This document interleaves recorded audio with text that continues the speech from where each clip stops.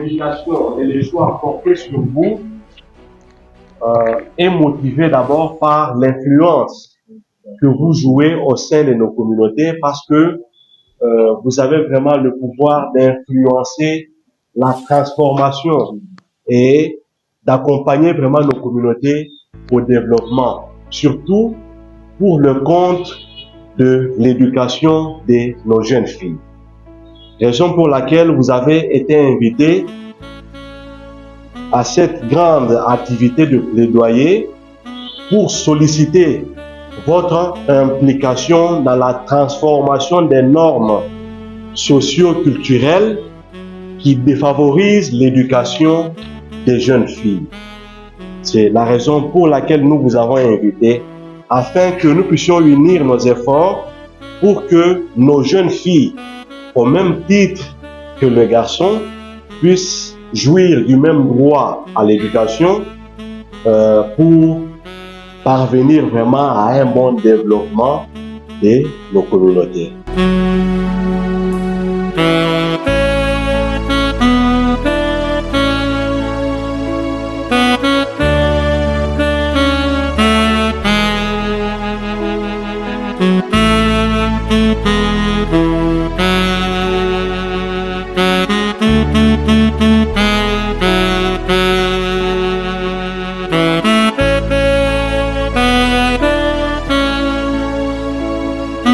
Nous aurons besoin de votre attention pour que vous nous suiviez, et s'il y aura des observations à faire, un moment vous sera accordé juste après la lecture de cette note de plaidoyer.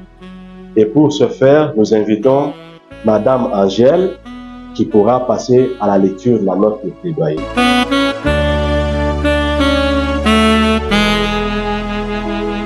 Note de plaidoyer à l'intention des leaders religieux et autorités traditionnelles pour leur implication dans la lutte contre les normes socio-culturelles défavorables à l'éducation de filles. La République démocratique du Congo, notre pays, assure la promotion et la protection des droits de tous les enfants, filles et garçons à l'éducation. La vision du gouvernement en matière d'éducation est la construction d'un système éducatif de qualité, inclusif, capable de contribuer au développement national et au développement d'une citoyenneté démocratique active.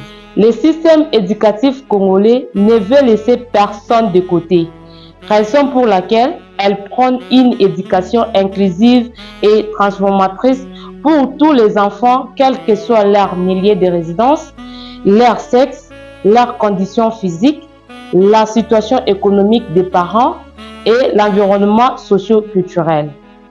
Le gouvernement congolais poursuit donc l'amélioration de l'accès, la qualité et la gouvernance du secteur éducatif avec les partenaires éducatifs, les parents, les confessions religieuses, les syndicats, les gestionnaires, les organisations non gouvernementales du secteur de l'éducation, les autorités scolaires, les partenaires techniques et financiers ont l'obligation de contribuer aux objectifs gouvernementaux en matière d'éducation inclusive. Cependant, la persistance des normes socio-culturelles défavorables à l'éducation inclusive prive plusieurs filles de la jouissance de leur droit à l'éducation.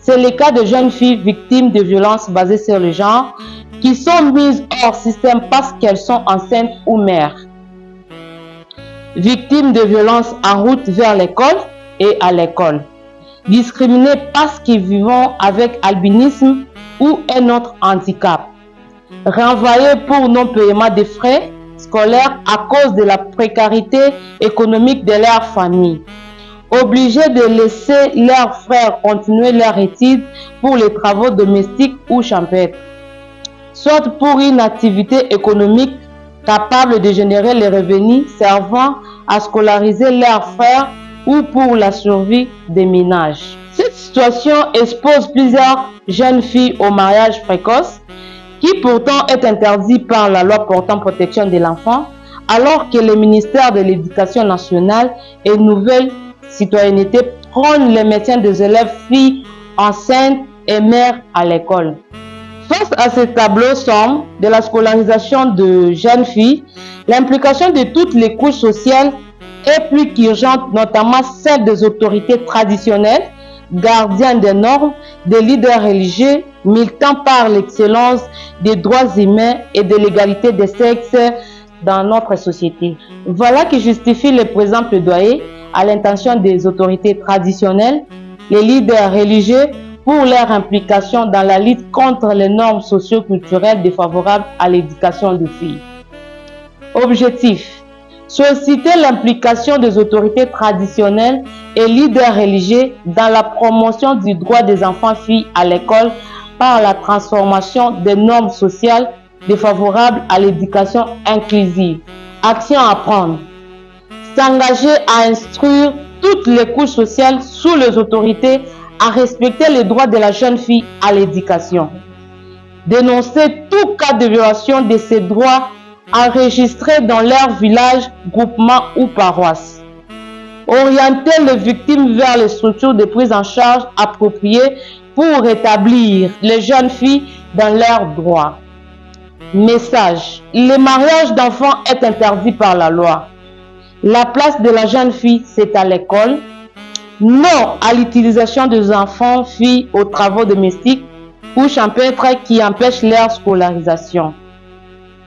Non à l'utilisation de jeunes filles dans les activités génératrices de revenus qui leur privent de leur droit à l'éducation et les exposent aux violences de tout genre.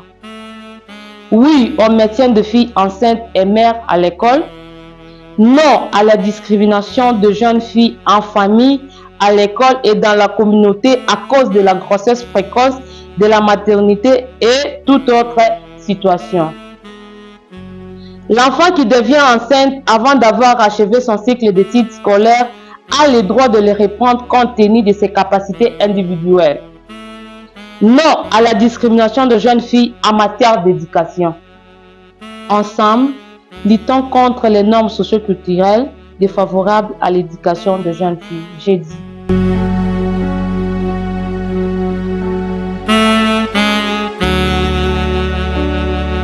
S'il y a possibilité de tenir des réunions dans les lycées, consorts, tenez cette préoccupation à cœur et veillez grandement les jeunes filles, puisque même si vous lisez, on vous informe de ce qui se passe au niveau des lycées. Les petites filles de 12 ans, 13 ans font les affaires que vous n'avez pas fait quand vous aviez cet âge-là. En condensé. Merci bien. Merci. Et nous devons commencer à partir de nos familles. Les églises ont ce devoir-là, d'orienter également les enfants. Nous ne devons pas exclure, parce que, bibliquement parlant, Jésus est venu mourir pour tout le monde. Personne n'est épargné, qu'il soit blanc, qu'il soit albinos, qu'il soit handicapé.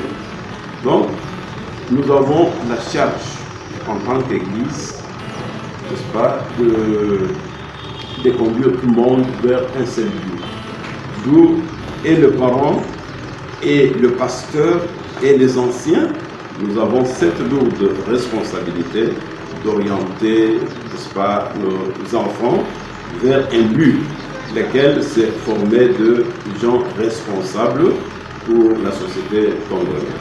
C'est pourquoi ici, comme c'est un plaidoyer, moi je voudrais que vos partenaires comprennent qu'ils doivent faire développer dans cette institution des projets de développement qui vont vers la conscientisation, la professionnalisation de la jeune fille.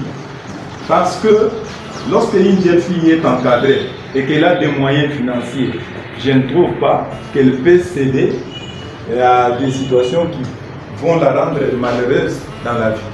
Et nous sommes là pour dénoncer les cas de situation de rejet. Lorsque la fille est bloquée et qu'on veut l'accompagner, je préfère, si dans telle école on la bloque, c'est ça notre rôle, il faut l'appuyer pour trouver sa facilité et qu'elle continue achever les études.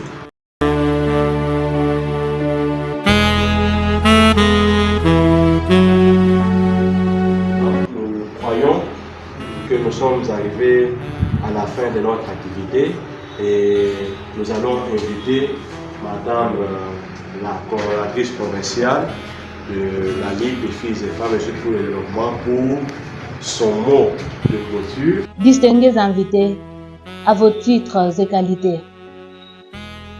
Ban Ki-moon disait, investir dans l'éducation de filles est l'investissement le plus intelligent qu'un pays puisse faire.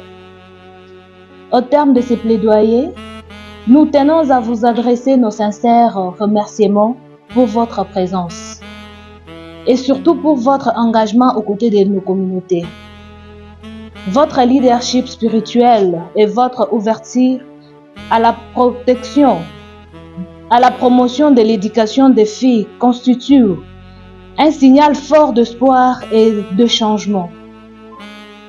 À travers votre voix et votre influence morale, vous pouvez contribuer à déconstruire les normes socio-culturelles qui freinent encore l'épanouissement et l'avenir de nos filles. Votre rôle s'avère donc déterminant pour instaurer des mentalités positives, protéger le droit de filles et promouvoir une société juste et plus équitable. Ensemble, continuons à unir nos forces afin que chaque fille comme garçon ait accès à l'éducation, à la dignité et à un avenir prometteur. Nous vous remercions de tout cœur et vous souhaitons plein de succès dans cette noble mission jeudi.